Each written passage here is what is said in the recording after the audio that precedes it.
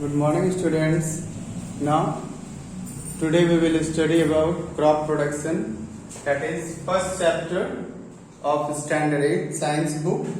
Now, in this chapter, we will study about what are the things which we have to do for a better crop yield. अगर हम लोग चाहते हैं अच्छा फसल मिले, तो इसके लिए हम लोगों को क्या क्या काम करना होता है वो हम लोग इस चैप्टर में पढ़ेंगे. Now, the basic thing for this chapter is the agriculture practices. So, what is agriculture practices? There are some things which must be done for good yield. अगर आप चाहते हैं अच्छी उपज मिले, तो इसके लिए जरूरी होता है कुछ चीजों को करना, और हम लोग इस चैप्टर में उन्हीं सब चीजों के बारे में पढ़ेंगे. तो सबसे पहले हम लोग देखें, ये जो चैप्टर है वो आपका क्रॉप प्रोडक्शन, वो आपका एग्रीकल्चर में आता है. तो व्हाट इज एग्रीकल्चर? एग्रीकल्चर होता क्या है?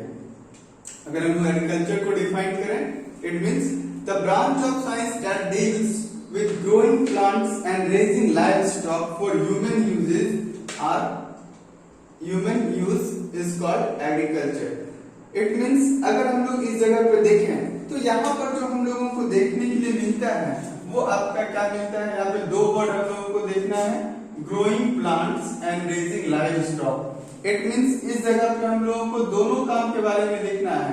क्रॉप्स का जो प्रोडक्शन होगा, इट मींस प्लांट्स को जो ग्रो करना होगा, उसके बारे में भी हम लोग देखेंगे.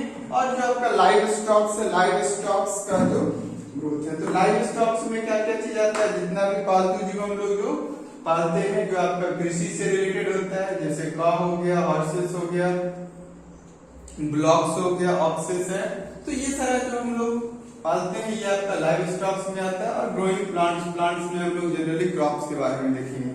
तो अगर हम लोग डिफाइन करना चाहते हैं what is agriculture, in this way we can define it, the branch of science that deals with the growing plants and raising livestocks. It means you have to learn these two words. The first is the growing plants and other one is the livestock. So we can define it in this way. The branch of science that deals with the growing plants and raising livestocks for the human use is called agriculture. Generally, agriculture is made up of Latin word. It is a Latin word. It is made up of two words. The first is the ager and second one is the culture. It means it is made up of two Latin words, that is ager and the cultura, whose means ager means field and Latin means culture. Cultura means cultivation. It means ager means field and culture means cultivation. It means the real meaning of this word agriculture is cultivation of the field. It means it is a way of cultivating the field. Field की cultivation का जो तरीका होता है, जो हम लोग use करते हैं, that is known as agriculture. So agriculture is the branch of science in which we will study about the growing plants, how we will grow the plants and the how livestock are raised so that the human consumption will be fulfilled. As we know that India is a vast country and we also know that it is a agriculture based country. तो जैसा कि हम लोग जानते हैं, India एक vast country है. और कैसा कंट्री है? एग्रीकल्चर बेस्ड कंट्री है. तो एग्रीकल्चर बेस्ड कंट्री होने के कारण क्या होता है, मोस्ट ऑफ और about 70% of the India's population depend on agriculture for their livelihood. तो जनरली हम लोग देखते हैं कि आपका लगभग 70% के आसपास जो आबादी है वो कृषि के ऊपर डिपेंड होता है अपना भोजन के लिए, और भी जो चीज होता है उसके फुलफिल करने के लिए. तो अपने यहाँ इंडिया में जो था, पहले इतना ज्यादा प्रोडक्शन नहीं होता था, लेकिन अभी के समय में जो प्रोडक्शन हो रहा है जो है वो आपका ग्रीन रिवॉल्यूशन के बाद हो रहा है. तो ग्रीन रिवॉल्यूशन क्या है? ग्रीन रिवॉल्यूशन जनरली जो था वो आपका एक रिवॉल्यूशन चलाया गया था डॉक्टर एम.एस. स्वामीनाथन के द्वारा, जिसमें क्या था कि उन्होंने जो इंट्रोडक्शन किया था, इंट्रोड्यूस किया था हाई यील्डिंग क्रॉप्स. जो क्रॉप्स ज्यादा उपज देने वाला होता है उसको उन्होंने यहाँ पे लाया था और उसकी ग्रोथ को उन्होंने बढ़ाया था. तो उसका जो ग्रोथ जैसे जैसे करके बढ़ता गया, इंडिया में क्या हो गया कि जो प्रोडक्शन का लेवल है दैट आल्सो इंक्रीजेस. प्रोडक्शन का लेवल जो है वो जनरली धीरे धीरे करके इंक्रीज करता गया. तो हम लोगों को जो इस चैप्टर में पढ़ना है how we will grow more and more crops, कैसे हम लोग ज्यादा से ज्यादा क्रॉप्स को ग्रो करें और इसके लिए हम लोगों को किन चीजों को करना पड़ेगा, हम लोगों को किन सभी बातों पे ध्यान देना होगा।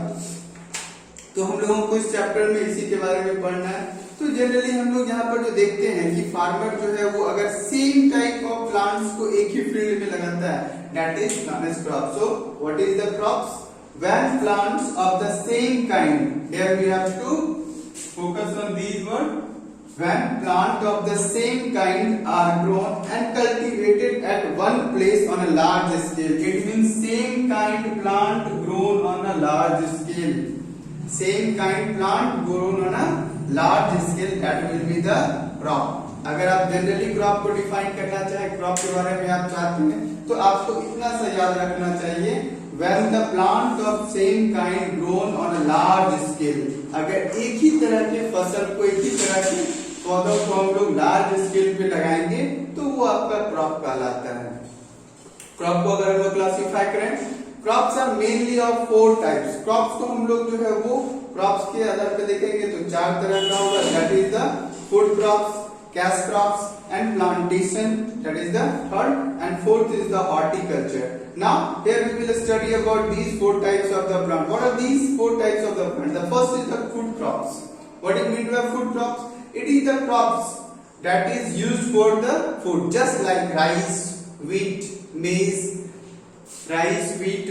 and paddy. These are the crops which are grown for the purpose of food. These are known as food crops. So in this section we will study about the pulses. Pulses is also a food crops. Oil seeds, sugar, cereal crops, wheat, maize, all these are the food crops. Now the next is the cash crop. Cash crops are such type of crops which are grown for selling purpose. It means it is grown and it is sold. इसको हम लोग grow करते हैं और sold कर दिया जाता है। जैसे आपका शुगर केन है, तो शुगर केन का जो प्लांट होता है उसको हम लोग क्या करते हैं, इसको ग्रो करते हैं और ज्यादा कोई आदमी रखेगा नहीं अपने पास, उसको सोल्ड कर दिया जाता है। जूट का पौधा होगा, ज्यादा यूजेज नहीं है किसी के पास, वो आपका सोल्ड कर दिया जाता है। तो शुगर केन है, जूट है आपका, इसके अलावा अगर आप देखें कॉटन हो जाएगा, रबर हो जाएगा। These are the crops which are grown and after when it is completely done then it is sold out. Such type of crops are called cash crops. Now the next is the plantation crops. Plantation crops are such type of crops which are grown as a planting and these are used for the purpose of vegetables or the fruits, such type of things.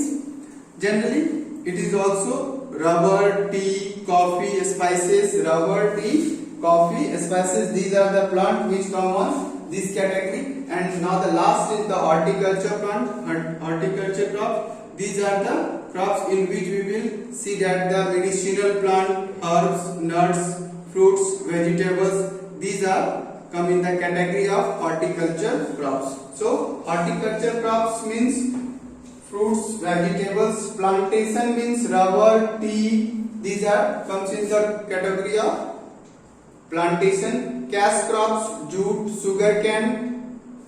Food crops, wheat, maize, oil seeds, pulses. हम लोग यहाँ पे 4 तरह का देख रहे हैं और इस चारों तरह के बारे में अगर हम लोग देखें तो सबसे पहले आपका फूड क्रॉप्स आता है। फूड क्रॉप्स में जो हम लोग भोजन के तौर पे यूज करते हैं वैसा सारा क्रॉप्स होगा। इस क्रॉप्स में जनरली आपको जो देखने के लिए मिलेगा, इसमें जो आपका ऑयल सीड्स होता है जिससे हम लोगों को तेल वगैरह मिलता है, जैसे मस्टर्ड ऑयल है, वो आपका इस कैटेगरी में आ जाएगा। इसके बाद हम लोग देखेंगे व्हीट क्रॉप्स है, पैडी है आपका, ये सारा जो होगा वो इस ग्रुप में आएगा। पल्सेस। दूसरा आपका कैश क्रॉप्स आता है। कैश क्रॉप्स में ये उस तरह का क्रॉप्स होता है जिसको हम लोग क्या करते हैं, जो फार्मर होते हैं वो अपने फील्ड में लगाते हैं और जब कंप्लीटली ग्रोन अप हो जाता है तो उसको सोल्ड कर दिया जाता है। जैसे कि आपका कॉटन प्लांट है, तो कॉटन प्लांट क्या होगा कि भाई फील्ड में लगाए, जब कंप्लीट हो जाता है तो उसको सोल्ड कर दिया जाता है, उसको रखा नहीं जाता, उसको स्टोर नहीं करते हैं। तो जनरली आपका जो होता है वो कैश क्रॉप्स में आपका शुगर केन आ जाएगा, कॉटन आ जाएगा, जूट आ जाएगा, इस तरह का पौधा होता है। प्लांटेशन, प्लांटेशन क्रॉप्स में हम लोग क्या देखेंगे कि जो प्लांट की तरफ लगाया जाता है लार्ज स्केल पे होता है, जैसे कि आप टी का देखें तो टी का जो होता है वो प्लांटेशन किया जाता है। रबर का आप देखें तो रबर का हो गया, टी का हो गया, ये सब जनरली आपका जो होता है कॉफी का हो गया, स्पाइसेस का हो गया, ये सब आपका प्लांटेशन क्रॉप में आता है। और नेक्स्ट इज द हॉर्टिकल्चर, जो हम लोग अपने घर में बागवानी के तौर पे करते हैं, वो आपका इस ग्रुप में आता है। तो जनरली यहाँ पर आपको वेजिटेबल्स हो जाएगा, फ्रूट्स हो जाएगा, नट्स हो जाएगा, हर्ब्स हो जाएगा, ये सारा जो होता है वो आपको हॉर्टिकल्चर में आता है। According to the season crops are of two types. अगर हम लोग सीजन के अनुसार देखें तो क्रॉप्स को हम लोग दो ग्रुप में क्लासिफाई करते हैं। सबसे पहले आपका हो जाता है kharif crops and next is the rabi crop. What are these kharif crops and the rabi crops? Now we will see crops that are sown in the July or August and harvested in October or November. Generally it depends upon the rain. It depends upon the rain. If the rain will be on the time, then it will be June or July. If it is not so, if the monsoon is late arriving, then it will be shifted to July or August. And as it is shifted to July or August, then this the harvested time also shifted to what? September and October. Now it is such type of crops which are grown in the July or August and harvested in the October or November. Generally इस तरह में हम लोग वैसे पौधों को रखते हैं जिसको हम लोग जुलाई अगस्त में बो देते हैं, उसको बोआ जाता है, जमीन में मिट्टी में लगाते हैं हम लोग, और उसको फिर जब उसका कंप्लीट हो जाता है, उसका प्रोडक्शन कंप्लीट हो जाता है, तो उसको काट लिया जाता है अक्टूबर और नवंबर में। जनरली हम लोग इसको रेनी सीजन क्रॉप्स भी कहते हैं। It is also known as rainy season crops. For example rice, jute, maize, cotton, etc. These are the plants which are grown in the rainy season. ये सब वैसा प्लांट है जो हम लोग रेनी सीजन में ग्रो करते हैं, और ये रेनी सीजन में होने के बाद फिर ये आगे आपका जो होता है वो चलता है। ये रेन के ऊपर डिपेंड करता है, जैसे जैसे रेन का टाइमिंग घटता बढ़ता है उसके अनुसार हम लोग इसको घटाते बढ़ाते हैं। Next is the rabi crops. It is also known as winter crops. ये जनरली आपका विंटर सीजन में लगाने वाला क्रॉप्स होगा। So it is sown in the October और नवंबर। ये जब कट जाता है फसल, जब ये कटता है तो इसके बाद हम लोग ये लगाते हैं।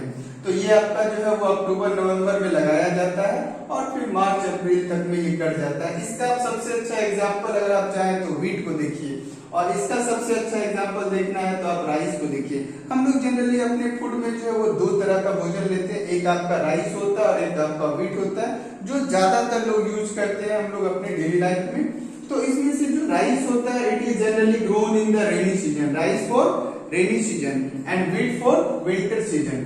Wheat for winter season. Wheat को हम लोग जो है वो विंटर सीजन में ग्रो करते हैं और राइस को जो है वो रेनी सीजन में ग्रो करते हैं। आप इससे याद रख सकते हैं कि कौन सा क्रॉप किस सीजन में होता है, कब हम लोग ग्रो करते हैं। आपको अगर कंफ्यूजन होता है तो आप याद रखिए, राइस है तो रेनी सीजन में होगा। रेनी सीजन जो होता है वो आपका खरीफ क्रॉप्स कहा जाता है, और विंटर सीजन में जो हम लोग ग्रो करते हैं वो आपका व्हीट होता है। ये जनरली आपका अक्टूबर नवंबर में लगाया जाता है।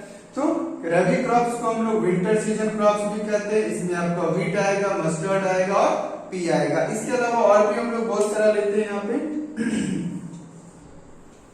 जनरली आपका जो पल्सेस होता है it is also come in this group. इसी ग्रुप में इसी समय में पल्सेस भी आपका लगाया जाता है। तो अगर हम लोग सीजन के अनुसार देखेंगे तो क्रॉप्स को हम लोग दो ग्रुप में क्लासिफाई करते हैं। एक आपका कहलाता है खरीफ क्रॉप्स, दूसरा कहलाता है आपका रबी क्रॉप्स। खरीफ क्रॉप्स जो होता है वो बोआ जाता है जनरली आपका जुलाई में, जून, जुलाई, अगस्त, जैसा आपका बारिश होता है उसके अनुसार, और इसको जनरली काटा जाता है अक्टूबर नवंबर में। इसको हम लोग रेनी सीजन क्रॉप्स भी कहते हैं। यहाँ पे आपको राइस होगा, जूट होगा, मेज होगा, कॉटन होगा।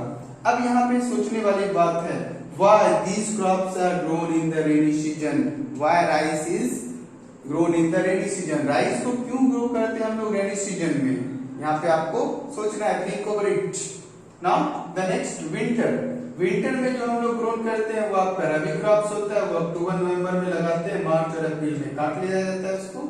जनरली व्हीट है, मस्टर्ड है और पी है, ये आपका होता है। Why wheat grown in the winter season? Wheat को क्यों हम लोग विंटर सीजन में ग्रो करते हैं? यहाँ पे क्वेश्चन है भाई, आपको ये चीज के बारे में सोचना है।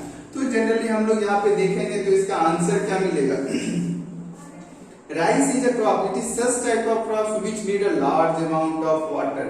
यहाँ पे क्या होता है, राइस को ग्रो करने के लिए आपको ज्यादा अमाउंट में वाटर चाहिए, तो वाटर जो होता है वो ज्यादा अमाउंट में चाहिए। It means it is only possible in the rainy season, rainy season में ही ये संभव हो सकता है। And wheat need less water, wheat को क्या है कि लेस वाटर चाहिए, यहाँ पे आपको ज्यादा वाटर नहीं चाहिए और टेम्परेचर भी लो चाहिए। यहाँ पे दो कंडीशन है, वाटर भी कम चाहिए और टेम्परेचर भी कम चाहिए। तो यहाँ पे जनरली हम लोग देखेंगे क्या हो जाता है, जो ठंडा का विंटर सीजन होता है, जनरली विंटर सीजन में क्या होगा, आपको जो टेम्परेचर होता है टेम्परेचर भी लो होता है और वाटर का भी जो अवेलेबिलिटी होता है वो in comparison to the rainy season ये कम होता है। ये जनरली जो आपका होता है वो गर्मी भी यहाँ पे ज्यादा रहता है जो राइस का आपका है, और उस समय क्या होता है बारिश भी ज्यादा होता है। तो ज्यादा पानी चाहिए राइस को ग्रो करने के लिए लार्ज अमाउंट में वाटर का रिक्वायरमेंट होता है। So generally it is grown in the rainy season and it require a less amount of water and low temperature, so generally it is grown in the winter season. तो यहाँ पे दोनों जो season होता है वो डिपेंड करता है उसके रिक्वायरमेंट के अनुसार। तो वीट जो होता है इसको दो कंडीशन चाहिए, एक लो टेम्परेचर चाहिए, टेम्परेचर जो हो वो लो हो, और लेस वाटर चाहिए, वाटर लेस होना चाहिए, टेम्परेचर लो होना चाहिए। So winter season is suitable for the wheat. And rice के लिए क्या होता है, यहाँ पे आपको ज्यादा से ज्यादा अमाउंट में वाटर चाहिए, सो it is only possible in the rainy season. तो ये जनरली आपका सीजन के अनुसार होता है, जिसके अनुसार हम लोग इसको दो ग्रुप में क्लासिफाई करते हैं। इसके बाद जो आपका आता है what are the agriculture practices. अब हम लोग देखेंगे what are the agriculture practices. Agriculture practices क्या होता है। Now here we will study about agriculture practices. So there are 9 points which is done for the better yield of the crops. अगर आप चाहते हैं अच्छा क्रॉप्स का प्रोडक्शन हो, अच्छा क्रॉप्स आपको मिले, for this we have to follow these steps. इसके लिए हम लोगों को ये सारा स्टेप फॉलो करना होता है। Now the first is the soil preparation. What is the soil preparation? Soil preparation is the first stage. Soil preparation is the first stage of the agriculture in which it provide the better nutrients for the soil. ये जो होता है for the plants, not for the soil, for the plants, ये जो होता है वो वैसा मेथड है जिसमें क्रॉप्स के ग्रोथ के लिए जो रिक्वायरमेंट होता है बेटर वो आपको मिलेगा। जनरली यहाँ पे आपको होता क्या है, सॉइल प्रिपरेशन में हम लोग देखेंगे प्लगिंग होता है, लेवलिंग होता है। तो जनरली ये सब जो प्रोसेस होता है वो हम लोग यहाँ पर करते हैं। लेवलिंग में हम लोग क्या जनरली देखेंगे कि जो आपका प्लग फील्ड होता है उसको जनरली हम लोग जो है वो बराबर करते हैं, उसको एक समतल में कर दिया जाता है। तो सबसे पहले आपका प्लगिंग होता है। प्लगिंग में क्या होता है, it is a process in which the soil is turned out. It means the soil which is at the bottom it will be at the top, and the soil which is at the top it will be at the bottom. This is the turning of the soil. Plugging में क्या होता है, soil को generally हम लोग turn कर देते हैं, जो नीचे में होता है उसको ऊपर कर देते हैं, ऊपर वाले को नीचे में कर देते हैं। तो soil preparation is the first stage of the agriculture practices. Now in this chapter we will study about in detail how it is done, what are the things required for the plugging and the leveling, क्या क्या चीज का जरूरत होता है, किस तरीके से करते हैं, इसके बारे में हम लोग डिटेल से पढ़ेंगे। Now the second is the sowing seeds. Sowing seeds is also second process in which after the preparation of the soil seeds are sown in the field. जब सॉइल प्रिपरेशन हो जाता है, सॉइल कंप्लीटली प्रिपेयर्ड हो जाता है, तो हम लोग उसमें सीड को डालते हैं। सीड को डालने का जो प्रैक्टिसेस होता है that will be the sowing seeds. इसमें जनरली हम लोग जो है वो मशीन का यूज करते हैं, जो आपका सीड ड्रिल्स कहलाता है। और सीड ड्रिल्स अगर नहीं होता है तो उसकी जगह पर हम लोग स्कैटरिंग प्रोसेस करते हैं, बाय हैंड के द्वारा जो भी फसल लगाना होता है हाथ में ले लेते हैं, उसको हम लोग फील्ड में स्कैटर कर देते हैं, छींट देते हैं। तो generally that is known as sowing seeds. Now the third is the adding fertilizer. Third is the adding fertilizer. It is the process in which the fertilizers are added to the field. ये एक process होता है जिसमें fertiliser को हम लोग क्या करते हैं, फील्ड में ऐड करते हैं, so that the sown seeds grow very well. जो आपका सीड है जिसको आपने भी लगाया है, इसको क्या करना होता है, फर्टिलाइजर जब आप डालते हैं तो इसका ग्रोथ बढ़ता है। तो इसके ग्रोथ को बढ़ने के लिए और इसको कंप्लीटली वो वाटर सॉइल में मिलाते, इसके लिए जरूरी होता है इरिगेशन। आफ्टर फर्टिलाइजेशन और manuring the irrigation is also required. Irrigation जो सिंचाई होता है, in this process what happen, all the seeds which are grown and the fertilizer which are put in the soil, that is waiting for the seed irrigation. When we irrigate the field, these fertilizer dissolve with the water and then it will be absorbed by the seeds. Generally होता क्या है, जब irrigation करते हैं हम लोग तो जो आपका फर्टिलाइजर मैन्योर्स होता है वो सारा उसमें मिलता है, घुलता है और फिर वो आपका जो होता है सीड्स जो हम लोग लगाए हैं उसके द्वारा वो एब्जॉर्ब कर लिया जाता है। तो यहाँ पे जो प्रोसेस होता है वो पहले कर दिया जाता है, उसके बाद फिर हम लोग इसको डालते हैं ताकि वो जो आपका इरिगेशन का प्रोसेस होगा उसमें जो सफिशिएंट अमाउंट में इसको वाटर और न्यूट्रिशन चाहिए वो न्यूट्रिशन यहाँ से मिल सके। Now the next is the weeding. Weeding is a process when we irrigate it when at the fertilizer.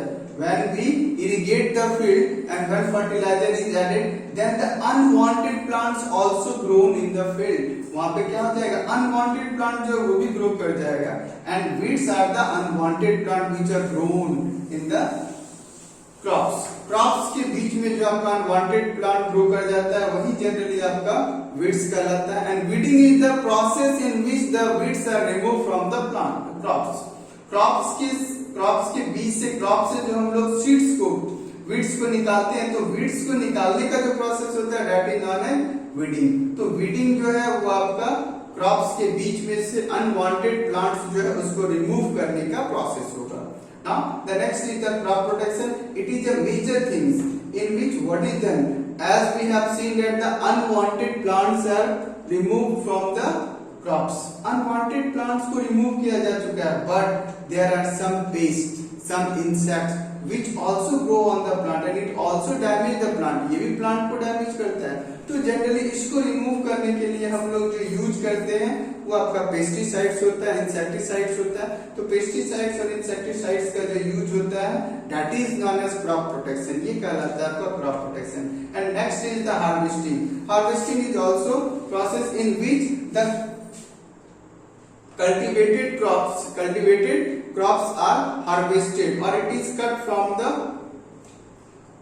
इसको हम लोग हार्वेस्ट कर लेते हैं, जनरली इसको काट करके अलग कर लिया जाता है, जो उसका रूट्स होता है रूट से हम लोग इसको अलग कर लेते हैं। तो that is the process of harvesting.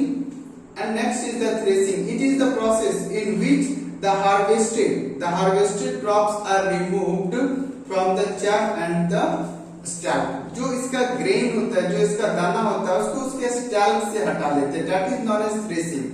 तो जो पौधा है, पौधा से जो इसका दाना होगा उसको हटाने के लिए जनरली हम लोग जो प्रोसेस यूज करते हैं that is known as threshing. And now next is the story. It is the important thing, the crops which are cultivated and which are grown, it is harvested, then it must be stored in a proper way.